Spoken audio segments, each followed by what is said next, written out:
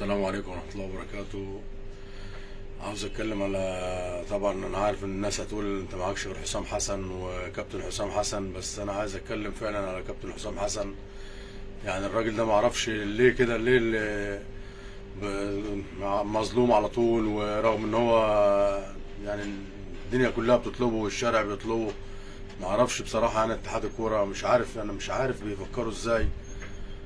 بتفرج على احدى المحتويات، مش بصراحه انزعجت جامد. يعني كنت اخر توقع اتوقعه كابتن محمد بركات بيقول لك احنا عاملين بالاجماع، عاملين قاعدين على ترابيزه في الاجتماع يعني وكده هون، وبالاجماع اخترنا كابتن ايهاب جلال.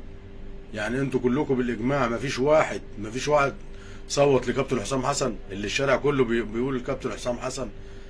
يعني انا مش عارف ده ايه التحدي الرهيب دون. يعني الراجل ده للدرجه دي مزعج ليكم يا جماعه؟ والله العظيم ما ينفعش كده. هو اللي انتوا ما بتتفرجوش على، ما بتدخلوش على فيس، ما بتدخلوش على ميديا، ما بتشوفوش الدنيا فيها ايه. الدنيا كلها بتطالب بكابتن حسام حسن، وانتوا انا مش عارف بصراحه. يعني مش عارف انا. يعني الراجل كان المفروض، وبرضه بتقول قبل ما يجي كروش كان برضه هو كان ايهاب جلال برضه اللي جاي. يعني برضه حسام حسن ده مش في حسبانكم خالص يا جماعه. انتوا بتفكروا ازاي؟ الشارع كله بيقول حسام حسن، الا بعض الاشخاص، عشان ما نعممش برضه. في ناس ليها ميول تانية وكلام من ده، وليها ما اعرفش واخده مواقف ليه من كابتن حسام حسن براحتهم.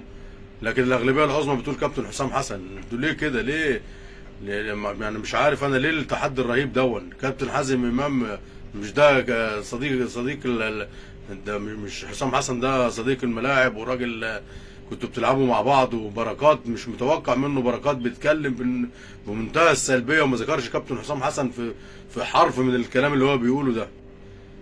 هي الكوره بقت مصالح كده هون. مفيش خالص كابتن حسام حسن، مفيش حد ذاكره خالص. الراجل صاحب الكوره وصاحب الملعب يتعمل فيه كده هون. ده كان بياكل النجيله كابتن حسام حسن يا جماعه. والله العظيم ما ينفع اللي انتوا بتعملوه دون. كابتن حسام حسن يتعمل معاه كده هون؟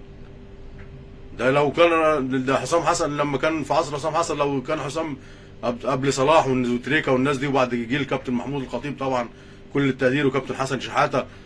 حسام حسن لو كان اتصاب ولا كان الواحد بطنه بتوجعه عشان مش هيلعب لو ماتش مهم لمصر، ده رد الجميل لكابتن حسام حسن؟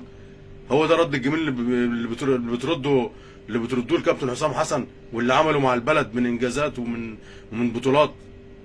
يا ناس والله العظيم ما يحصل، ما ينفعش كده. فين المسؤولين؟ فين ما تشوفوا نبض الشارع عامل ازاي؟ انتوا بتفكروا ازاي؟ ولا ايه اللي بيحصل دون؟ مفيش اي خالص تفاعل مع الشارع ومع الجمهور من كابتن حسام حسن مره واثنين وثلاثه. مفيش الراجل ده خالص. اصل حسام بينفعل، اصل حسام عصبي، اصل يعني ايه عصبي؟ خدوا يا عم هاتوا موديه على ورقه وبتاع وتعاقد وكلام من ده ان هو مسؤول. او ما كروش ما كانش عصبي، والمدربين اللي قبل كده ما كانوش عصبيين.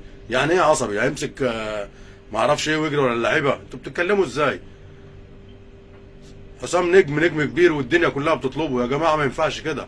حسام حسن حرام عليكم والله اللي بتعملوه في الراجل دون. انا بحط نفسي مكان الراجل ده، وكل مره كده بتدمروه نفسيا.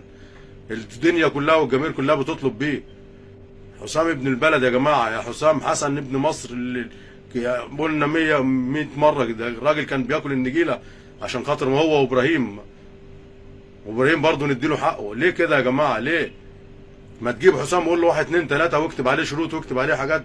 اديله فرصه يا عم زي بقيه الناس. ما كلها خدت فرص. يعني احنا خلاص كل مره بنطلع كاس العالم. انا مش عارف ايه ده يا جماعه. انتوا كلها حسام حسن مطلب جماهيري ومطلب شعبي. يا اتحاد الكوره يا استاذ جمال علام، يا لو كان حتى هنا بريده ولا اي حد، يا جماعه حسام حسن الله يصلح حالكم. الدنيا كلها ما بتشوفوش. الدنيا اليوم كلها مقلوبه. لو بالانتخابات حسام حسن، لو بالترشيحات حسام حسن، لو بالتاريخ حسام حسن، لو بالنجوميه حسام حسن. بتفكروا ازاي؟ على كل الاحوال حسام حسن. بصوا في الشارع، بصوا اسال اي حد، نزل اي حد يعمل اي استفتاء ولا حاجه ولا كلام من ده، كله هيقول لك حسام حسن.